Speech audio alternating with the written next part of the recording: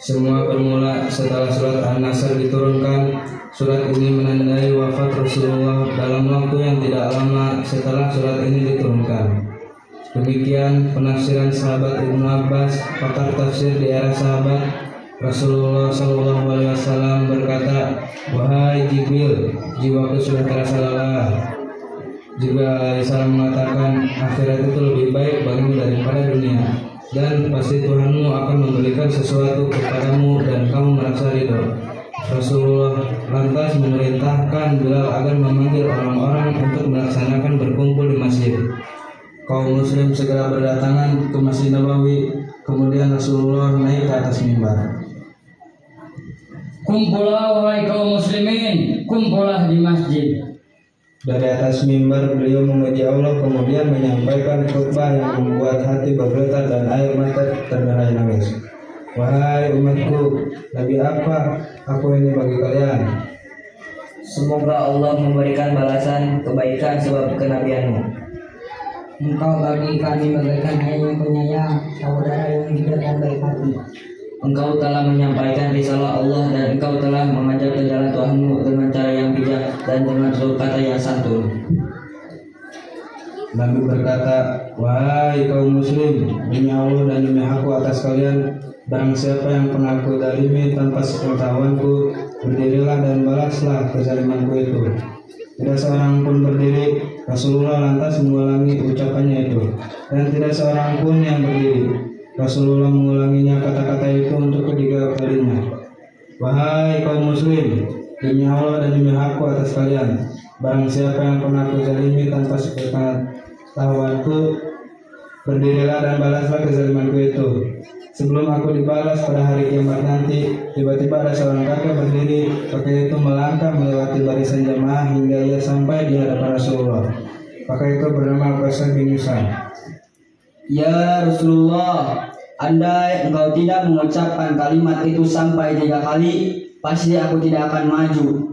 Ya Rasulullah, aku akan mengajukan tuntutan kepadamu. Seandainya ini dianggap hutang, maka aku minta engkau selesaikan. Seandainya bukan hutang, maka tidak perlu engkau berbuat apa-apa. Dulu aku pernah bersamamu dalam satu perang. Setelah perang selesai dan kita mendapatkan kemenangan, kita segera pulang. Untaku dan untamu berjalan sejajar. Aku turun dari unta mendekatimu. Namun tiba-tiba engkau mengangkat pecut dan pecut itu mengenai perutku. Aku tidak tahu apakah kejadian itu engkau sengaja atau engkau ingin memecut unta." Rasulullah langsung berkata, "Iya, itu adalah hutang wahai Uqasyah. Aku berlindung kepada Allah dari perbuatan memecutmu dengan sengaja. Wahai Bilal, pergilah engkau ke rumah Fatimah dan ambil pecut yang tergantung." Bilal langsung berangkat menuju rumah Fatimah. Sampai di rumah Fatimah, Bilal mengetuk pintu dan berkata, "Wahai putri Rasulullah, ambilkan pecut yang tergantung itu, serahkan kepadaku." "Wahai Bilal, apa yang akan dilakukan ayahku dengan pecut ini? Bukan hari ini adalah hari haji, bukan hari perang?"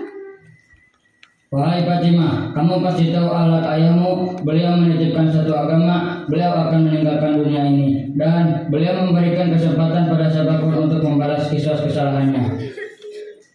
"Wahai Bilal, siapa yang tega menuntut balas kisos dari Rasulullah? Katakanlah kepada Hasan dan Husain agar keduanya saja yang menerima pembalasan itu sebagai pengganti Rasulullah. Minta orang itu membalas melakukan kisos kepada Hasan dan Husain dan jangan membalas Rasulullah."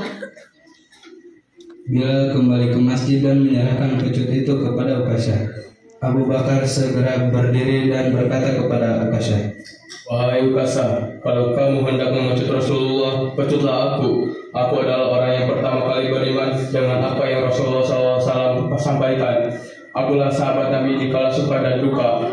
Kalau engkau hendak memecut, maka pecutlah aku." Rasulullah berkata kepada Abu Bakar, "Diamlah wahai Abu Bakar, Allah tahu kedudukan kau." Umar bin Khattab berdiri. "Hei Uqasyah, pukullah dan pecutlah aku. Jika dulu aku orang yang paling menentang Rasulullah, bahkan aku pernah berniat untuk menyakitinya. Tapi sekarang demi Allah tidak akan kubiarkan ada seorang pun yang berani menyakiti beliau. Jika kamu ingin melakukan itu, silahkan. Tapi langkahi dulu mayatku. Rasulullah berkata, wahai Umar, diamlah. Sesungguhnya ini adalah urusan aku dan Ukasyah, dan Allah tahu kedudukanmu. Utsman bin Affan berdiri dan berkata, Wahai Ukasyah, jangan kau memecut Rasulullah. Pecutlah aku, wahai Ukasyah. Ayo, pecutlah aku. Rasulullah berkata, wahai Utsman, diamlah. Sesungguhnya ini adalah urusan aku dan Ukasyah, dan Allah tahu kedudukanmu. Ali pun berdiri dan berkata, Wahai Ukasyah, sepanjang hidupku aku selalu bersama Rasulullah. Sungguh aku tidak tega melihat Rasulullah dipecut. Ini badanku, balaslah, pecutlah aku 100 kali. Jangan kau balas Rasulullah. Rasulullah berkata, wahai Ali, duduklah. Allah tahu derajatmu dan niat baikmu. Selanjutnya Hasan dan Husain juga berdiri dan berkata,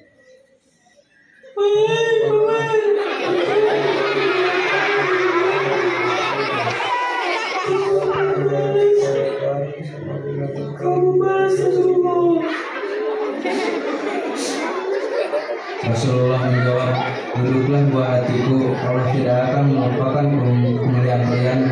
Rasulullah kemudian berkata kepada Ukasyah, wahai Ukasyah, silahkan pecutlah aku.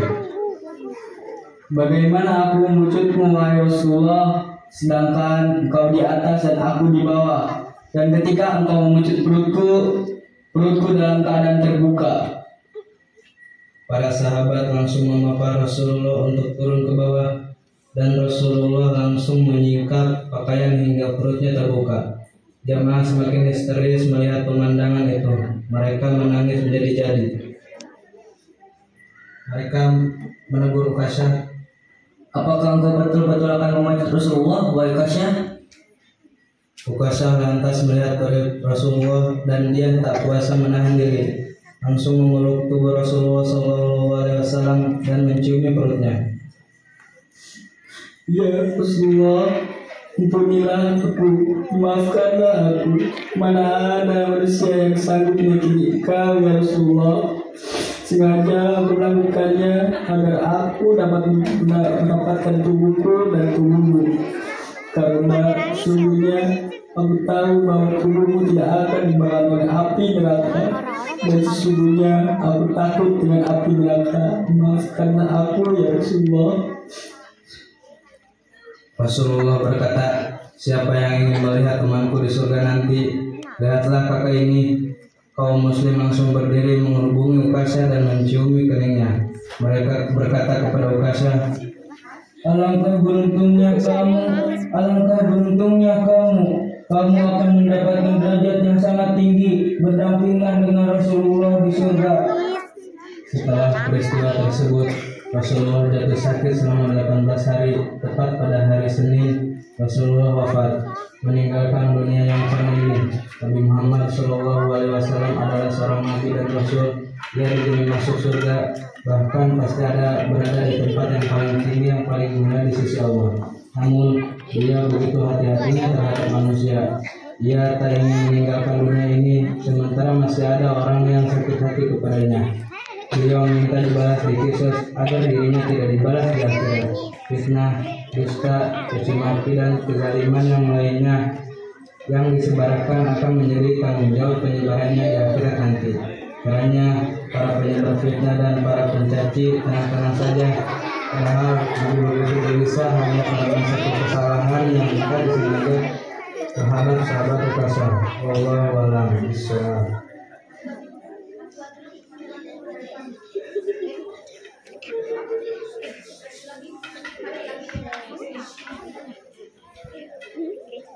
Udah ada nggak?